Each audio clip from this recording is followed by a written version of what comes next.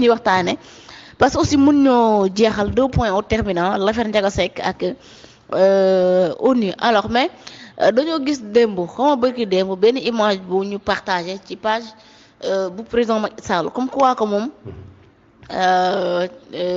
ci boppam mu ni Emmanuel Macron président français daf ko rek daal di recevoir déjà ginnaaw ba mu ko recevoir waxtaan nañ ba waxtaanee itam ci poste bi mbir gis nañ mu ni nous partageons la vision d'une ONU ambitieuse réformée et revitalisée pour renforcer son efficacité, sa représentativité et sa capacité à répondre aux attentes des peuples et des États kon yaakaar naa lii moo nekk poste bi nga xam ni le président Macky Sall bind na ko ginnaaw bi mu remercier Emmanuel Macron ci li nga xam ne moom moo nekk waxtaan bi mu am ak recevoir bi mu ko recevoir alors merci so est-ce que jàpp nañ ni vraiment Macron recevoir ko wala def nañ photo waxtaan nan ça veut dire que ni Macron ci boobu daf koy soutenir ci sa candidature aux Nations Unies parce que aussi ba léegi dégguñu benn yoon France fu mu ne de soutenir Macky Sall dégguñu itam Macron fu mu yëkkatee baatam ne day soutenir Macky Sall aux Nations Unies.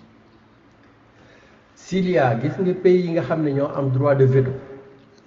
bu ci amee benn ba nga xam ne man wóor na ma ne day soutenir Macky Sall ça sera la France.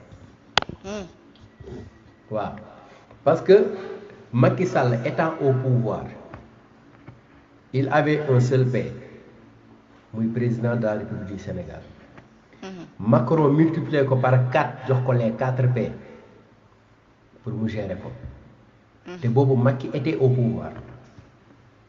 léegi qu'est-ce que tu vas attendre de Macron pour que moom muy toog naan je soutiens Macky Sall gis nga les hommes d'État ne font pas du bruit comme nag c'est normal comme da ngeen tàmm am bruit ci Ousmane Sonko moo Diomaye waxtaan bi ñu waxtaan yëpp mu génnee indil leen ko n'attendez pas ça de Macron parce que Macron am na beneen jot bu dul toog naan man ak président Macky Sall man je soutiens le président Macky Sall su koy def daf koy def par écrit wala mu wax ak ñi nga xam ne ñoom la war a waxal mais il va pas faire le populiste di toog ci ay BMF2 ay France 24 ay affaires yooyu naan non moi je soutiens président Macky Sall and so what il n'est pas le seul il y a 5 droits de veto 5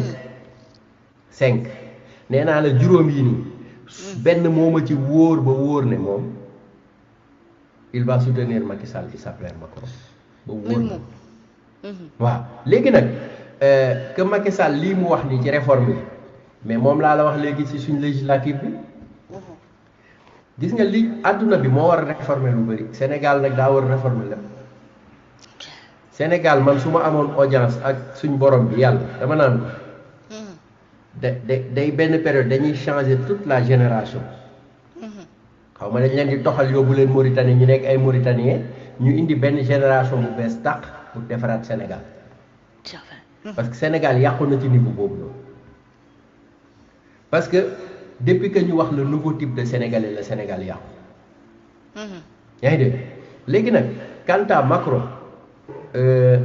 recevoir le président Macky Sall mais c'est normal parce que président Macky Sall actuellement il est reçu partout dans le monde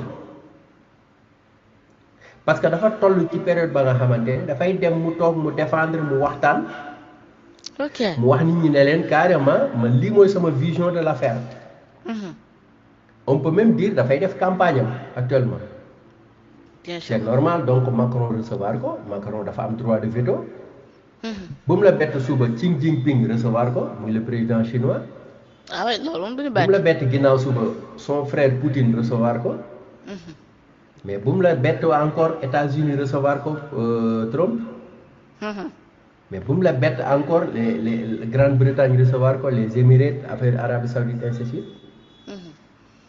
parce que nit ki moo toll foofu caméra yi dañ koy topp fu mu déplacé wu ñu topp ko mais les autres candidats ñu ngi leen di recevoir pourtant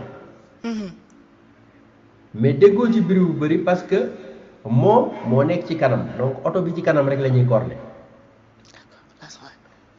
boo xoolee profil candidat yépp yi nga xamante ne dajale nañ leen mais bul sonn y'a le 9 sénégalais dinañ xamaat que ne Macky Sall ku yebu rek nangul ko bari ko ci mbartal la parce que le 9 à Genève fii ci Suisse.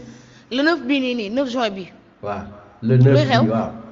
à Genève am na TDI pour la première fois. xam nga depuis près de 8 décennies l'histoire des Nations Unies def na 8 décennies c'est la première fois les candidats vont rentrer en lice mooy dinañ ñëw ñu toog ñu defaat leen comme ni ñu defoon États-Unis fii ci Genève.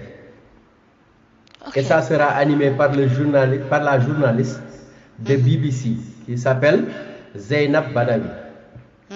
moom mooy animé peut-être dinañ la invité nga bokk ci animatrice yi.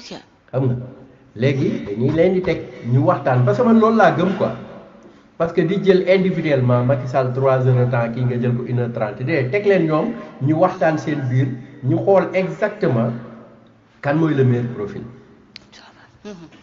et gis nga li may ñaan mooy. le jour J ki ci nekk le meilleur profil yi yàlla na ko yàlla wane ci jour boobu nag devant tout le monde. et cette personne sera le futur secrétaire général des Nations Unies incha allah rabbi. yaa ngi dégg. c'est que ñun foofu lañ toll xam nga booy bëre ji naan di ragal ci ngay ragal ñaan bii ñun ragaluñ fiñ toll. man gëm naa ne buñ leen tegee ñoom nii ñu leen tegee nii je t'envoie tout de suite le truc nga liiral ko sa bopp après. suñ leen tegee comme nii ñu leen tegee nii. ñu waxtaan sérieusement ak benn juridiction ba nga xam ne c'est indépendante. gis nga suñ ci pare les gens sauront qui est Macky Sall xam nañ ko ba pare sax d'ailleurs. mais su boobaa la ñuy gën a xam ne pourquoi Macky Sall moom moo nekk ci position wu nekk le secrétaire général des Nations Unies. ah ouais. Pourquoi lui. et puis lii dama cee kontaan te yàkkamti ci yàlla nañ ci yàlla yóbbu ci jàmm ak salaam. yàlla nañ ci yàlla yóbbu ci jàmm ak salaam foofu ci Genève incha allah rabi. waaw. d'accord ñu toog ba jour boobu noonu président Macky Sall toog adduna yëpp di seetaan ñëpp di seetaan di ko déglu. waaw le 9 de yàggatul moom. yàggatul incha allah. juste après congrès bi le 6 la congrès bi kon le 9 la Macky Sall war a defaat beneen waxtaan. non c'est que bugguma sax di wax Macky Sall ba pare di tourner waat ci congrès bi peut-être ça va faire l'affaire d'une autre émission ba nga xam ne dinaa la wax la connotation de Sonko et le mois de juin. Pourquoi chaque mois de juin rek mu def benn njombe. alors mais allez-y ba la ñuy ñëw sur le cas de Ndiaga Seck pourquoi. non xam nga dafa am luy xew ci àdduna bi. lan mooy xew juin. di commencer le 5 juin. muy suba. àdduna bi dafa am lu fiy xew. muy lan. mooy gaa yooyu nga xam ne ñoom ñoo nangu couleur yàlla bi tuddee ko seen bopp. ñoo doon Ndiaga Seck bokk ci ñoom. ah ok ñoom ñoo nangu couleur bi nga xam ne yàllaa ko defal boppam muy arc-en-ciel ñu nangu ko ne ñoom mooy seen couleur. te Ndiaga Seck bokk ci. le 5 le 6 le 7 le 8 le 9 ba le 10 bu nekkee sa kër am nga télé belge day koy jàpp bu Belgique di nga leen gis ñuy feetu et xoolal Sénégal depuis Sénégal et njombe yépp ci mois de juin la am daaw amuloon immeuble bu fi daanu. waaw bi daanu woon Ngor. ban mois la daanu. non jàppatuma kay mois bi mu daanu woon. demal nga vérifier soo paree. vidéo boobu ñu wone woon booy bi ñëwee woon Europe tubaab boobu ñëw Sénégal. kontaan ba wax ne enfin je suis arrivé. C'était quel mois.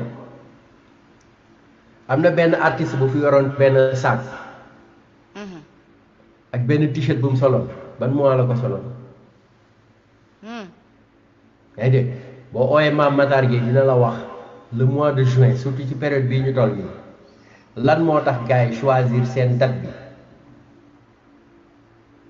lu tax seen congrès boobu ñu choisir ko te nee na leen congrès bi daa bëgg mu fees dell te dafa bëgg na bracelet liy génn na casquette yi génn boo paree konteel ma ñaata couleur ngay gis foofu noonu boo paree c'est que yéen seen dëkk bi dafa nekk ci benn pente décrescendo bu doy waar boo xoolee ci côté social dafa yàqu boo xoolee ci côté éthique dafa yàqu boo xoolee ci côté déontologie dafa yàqu mais boo xoolee ci côté koom-koom économie dafa yàqu te lii bu yàqoo ci am réew mais dara desatu fa moo tax nag man peut-être may ñaanal gars yi nga xam ne ñooy le nouveau gouvernement yal na leen yàlla taxawu au moins ñu sauver dëkk bi ba 2029 ñu sauver dëkk ba 2029 mais ñu abal ñu ñeneen ñëw nag parce que ñun amuñu problème ay ministre ak ay directeur déedéet on a un problème de dirigeant celui qui gère ces personnes problème boobu la ñu am mais ay dirigeant ay directeur ak i ministre mais tu peux avoir tonne et quintal waaw mais kan moo leen di manager kan mooy nekk ci kaw ba pare ku nekk mu jox la connexion loolu mooy suñu problème c'est ça le problème problème d'accord merci beaucoup alors on termine